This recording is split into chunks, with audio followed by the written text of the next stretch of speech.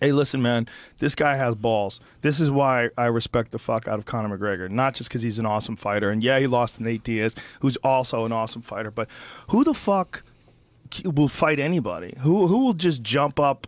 The last guy was BJ. Yeah. BJ tried it. Yeah. And you know what? Even though BJ didn't, he had success once, at least at 170. He beat Matt Hughes. But at the end of the day, there's a really good reason why all elite boxers, wrestlers, fighters, weight cutting is so massively important to virtually everybody. There are some crazy people out there like Anthony Johnson. That's the exception. But generally, there's a really good reason most people are torturing themselves to get as light as possible, because at the elite level, 5 pounds makes a big fucking difference. It makes a big difference. Just 5 pounds. And then 10 pounds, 10-pound different, elite level. Man, even the best guys aren't going up in weight. Look at Rafa Mendes. No doubt. Probably pound for pound the best guy in jiu-jitsu. Probably. Him and Marcelo, Jean-Jacques, they're all up there. Bam, pound for pound. There's so many good guys now. Jesus, it's incredible now. You know what I mean? You know, even Marcelo. No one's trying to go up in weight. Right. No one's trying to go, this year I'm going to try the weight category above me. No, everybody's on the craziest diet. They need 3 months. They get serious about it. They're on Instagram posting their fucking broccoli every day. The chicken and fucking selfies of their abs and shit. Yeah. You know, they're killing themselves not because it feels good. It feels like shit. They all love eating. It's so important. So everybody knows you just can't go up in goddamn weight. Well, BJ was the one that said, fuck it. He went up to light heavyweight and shit. Lyoto Machida. BJ is 5'8". No, it wasn't even light heavyweight, bro. It was heavyweight, because Lyoto Machida was like 208. Okay. I think that fight was like technically a heavyweight fight. Find that out. But you know what? If it's that close, versus BJ Penn. That's an out of shape Machida. You know what I mean? He was fat for sure. You know what I mean? That's out of shape Machida. Did you ever see when he used to fight? Like kickboxing, yeah, he was karate, kind of chubby. He was fat. Yeah, his first UFC fight. Yeah, that's not his real weight. His real weight is 205, 185. Well, 185. Yeah. So, but BJ did it, and I always admired him. To me, I'll always look at BJ as a living legend. Yeah, the guy he's not undefeated, and he got his ass beat a few times. Who gives a fuck? Look what BJ did. He had the balls to step up, and really, he was a 45er, just like Conor. There's no the whole reason, time he was a 4. In jiu-jitsu, he was a 45er. Yeah. He was always a 45er, fighting at 55, fought at 170. Nobody else was doing it. And you know, Conor, here he comes. Conor, this guy, he has so much power in his hands. He had that courage to think he could finish what BJ started. You know, let me go up there and do what BJ did. But, you know, he felt like he could fucking knock anybody out. He really, really believed he could if he lands, you're going down. And you know what? He was doing great against Nate Diaz. This is how I found out. Okay. I'm at this party, Slammy's house, and I didn't realize we were behind by a minute and a half. I thought we were live. Oh. I thought we were live, but we were behind by a minute and a half. Everyone's going nuts. I'm watching, going, oh shit. Lizzie Borden is sitting next to me, my childhood idol. He's one of my greatest favorite lead singers of all time. He's sitting next to me and we're watching. Everyone's going nuts. It looks like Conor's. To me, I was like, Conor's going to win this thing, man. He was lighting Nate up, cutting them all up. He was connecting. He looked really confident, like Conor looked confident that whole first round. I was going, it was over in the first or second? Second. It was a second. So, in that round, I get a call from Joey. Oh, Joey's like, oh, you know how much I won. You know how much I told you. You never bet against Diaz. I go, what are you talking about? I thought I was watching. Are you talking about the Misha fight? He goes, no, motherfucker. He got choked. I go, who got choked out? Holly Holm got choked out? I'm watching the Dayton Diaz. No, motherfucker. What fight are you watching right now? I go, I'm watching the Conor fight. As it's going on, he goes, he choked him fucking out. I'm like, dude, fuck. And he goes, bye. Boom. He realized he fucked up. And I'm like, and I knew that Diaz was going to win a minute before it happened. Did you pause it to pee or something? we were at a party and it was just behind someone rewound shit. You know when you rewind shit, you want to see something again, and you didn't fast forward it. So we thought it was live. So Joey called me hysterical and he gave it away. And then once he realized he gave it away, he hung up and goes, "Oh shit, bye." And I said, "Oh shit, bye. You just fucked up the greatest fight ever." But the fight was so crazy and so fucking insane that even though I knew, I go, okay, somehow Nate is going to take him down and choke him out, but it doesn't look good right here.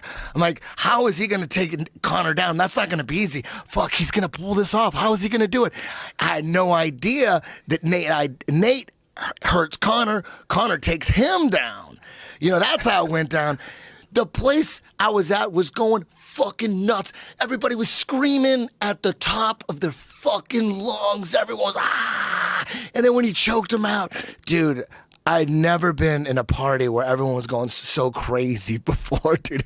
Everybody was losing their fucking mind. I was too. Should have been at the UFC. Holy live shit balls. Live, everybody was going crazy. Oh my jumped God. up and screamed. I almost had I never screamed so loud in my motherfucking life at any fight ever. Dude. That was fucking insane. shocking. It was insane. It looked like Conor was just had his hands down and goes, "I got this motherfucker." Yep. He was landing. He was tagging him. It looked like he hurt him a couple times. He definitely tagged him a few You know what I mean? times. It looked. He was. I thought it was over for Nate. I really did.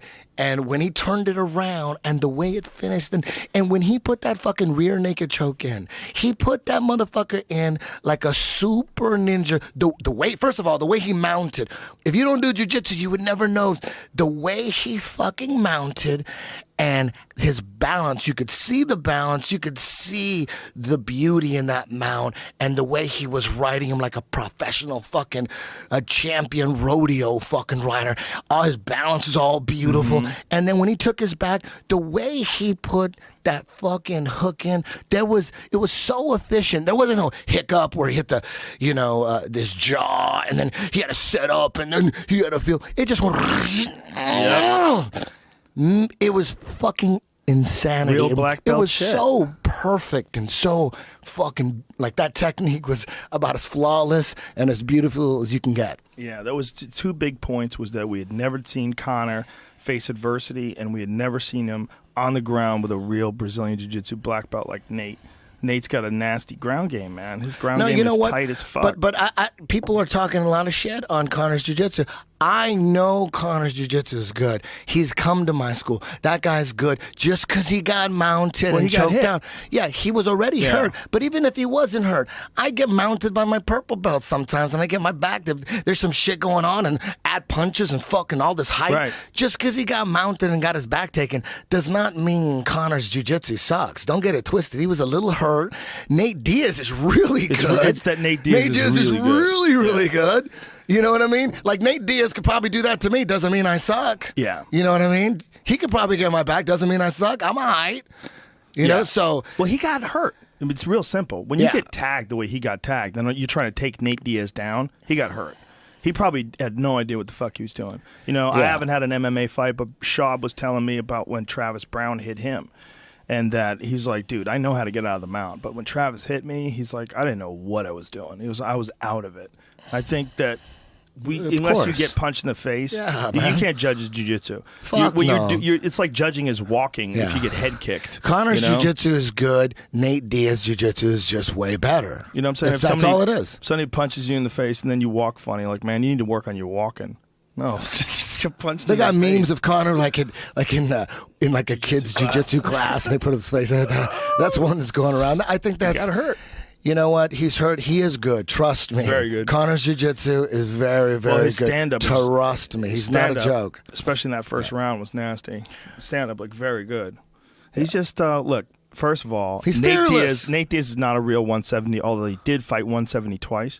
He fought Stungun Kim, and he fought Rory McDonald. Remember that? Fought those guys at 170. So he did have two fights at 170, but he's a 155er. But he's a big 155er. He's big and long. I don't know if he could ever make 145. I just don't think he could do it. Conor barely can do it.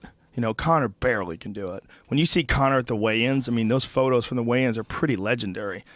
I think it's insane that we do this, that we let these guys dehydrate themselves like that. I think whatever Nate walks around at, that's what he should fight at. And I don't know if Conor really walks around at 168, which is what he weighed in, and Nate weighed 169. They're only 1 pound different. And Nate, Nate had some body fat on him because he wasn't preparing for this at all. I think Conor could make some noise at 155. Shrink that up so we can see the two of those together. Can we do that? Look at the difference between how he weighed in before and how he weighed in this time. I mean, my God, he looks like he has some fucking crazy disease that like won't let food absorb in his body on the top one. Like he's got some crazy illness. And then on the bottom, he looks great, full-faced. But if he can make 145, he's going to continue to do it. Do you think it's an accident that the ring card girls are like sitting right there? Is that an accident? It's perfect for the pictures, right? Oh, that's why they stand there. Ultimate man. It's to balance out the dude in underwear. You know what I mean? You got to put chicks in there somewhere. That's exactly why they do it. That's funny. That's funny. That's exactly. I think he could completely continue to dominate the 145 division, and I think he could make a lot of epic fights at 155, beat some big names, but then lose to some other big names. Like, he'll be one of the top guys at 55. I don't know if he'll just clean house like he did at 45, but I believe if he stayed at 55, he would do some serious damage. He's a bad motherfucker, dude. Yeah, he's a bad motherfucker. And the shit he's saying after the fight, that's all the perfect shit. Perfect shit. I love what he's doing. You know what? I love how he's handling it. I think he handled his loss better than anybody ever. Dude, he said, all the right humble shit. in victory, and I'll be humble in defeat. Yeah. No matter what happened in that fight, his next fight, whoever he's fighting, he's gonna get fucked up. You know what I mean? Maybe. So, what if he fights Dos Anjos? Dos Anjos was always going to be a tough fight. He's going to cut him up. I bet he tags him a few times. I bet you're right. I bet he tags him. I bet you're right. He's going to tag everybody. He's going to hit some people. And just because he got knocked out, a lot of people, half the people get knocked out in fights. I mean, he got knocked out. He got cracked and he got choked. But I'm interested to see how he handles the physicality of Dos Anjos, who's a lot more physical than Nate. Dos Anjos is a beast. I want to know if he could do to Conor what he was able to do to Nate, what he was able to do to a lot of guys, like Pettis, what he did to Pettis. That guy's strong as shit. I was so bummed out when he broke his foot. I was like, God, that's a crazy fight. That's always going to be there. But fucking Nate, all of a sudden, Nate is a superstar, dude. That little stoner is going to be. He's probably, best. Dude. He's super famous now. Everybody knows who Nate Diaz is. Come on, dude. He had the greatest all-time post-fight line. I gotta say, I'm not surprised, motherfuckers. You know what's funny? Dude. In the beginning, Conor won the verbal battles. The first couple press conferences, he kind of did. Conor came full blown, and then Nate won towards the end, dude. Yep. I felt that Nate was in Conor's head. I think it reversed it. I think he was pissing Conor off that he kept saying, fuck you. Yeah. He just went gangster on him every time. My crew will fuck up your crew. Like, say, if you want to make this fucking serious, we're going to pass by you guys somewhere in this motherfucking hotel. We'll jump you. We'll do that. You guys want to do that? We'll actually jump you guys, and it'll be all over fucking Sherdog and shit.